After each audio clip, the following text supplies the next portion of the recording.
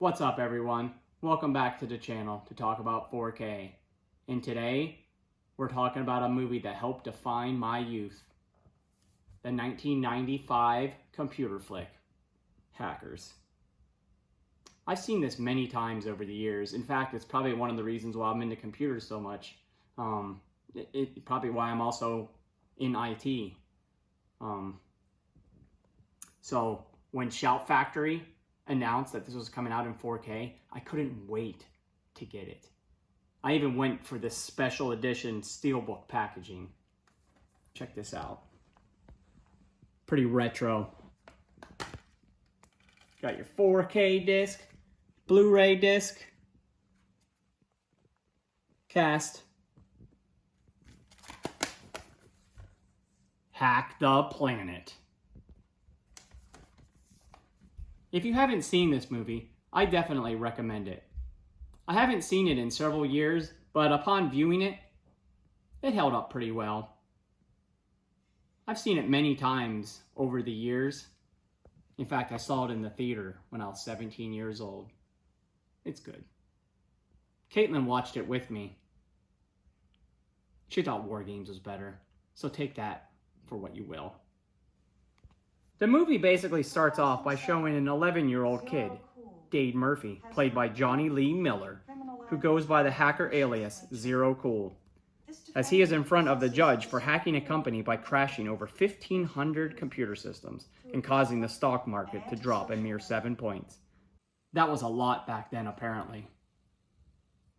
Anyways, the judge sentences him to probation, where he can't use a computer or a touch-tone phone until his 18th birthday. His family gets fined $45,000 too.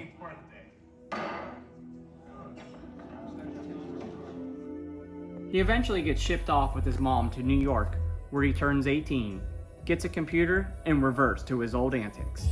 It doesn't take long until Dade, who now goes by the alias Crash Override, to meet some fellow hacker friends, namely Kate Libby, aka Acid Burn, played by Angelina Jolie. I was really into Angelina Jolie in this movie, kind of like in a gothic kind of way. The movie follows these kids around until one of the hackers downloads a garbage file from a company that has information about a computer virus created by Fisher Stevens' character to skim millions of dollars from his company. He plays the company's cybersecurity chief. Basically, he pins the virus on the kid that hacks the company, and it's up to Dade and Kate to stop the theft and save their friends from jail. Pretty simple premise. The movie actually has a really good cast, with good performances by all. Matthew Lillard, Lorraine Bracco, Jesse Bradford, a young Mark Anthony, and many others. The effects are good for the time, showing the inside of a computer with circuit boards and towers of computer-generated numbers.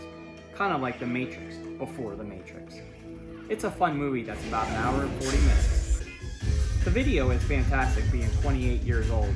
I watched this on VHS and DVD, so this is the best it's ever looked in my opinion. Presented in Dolby Vision HDR, the film was restored from the original negative for a brand new remaster that is stunning. Colors and black levels are fantastic throughout. Considering this movie was more of a cult movie, I was surprised at how much detail went into making this look good. The sound was mastered and presented in Dolby DTS HD 5.1. It sounds really good.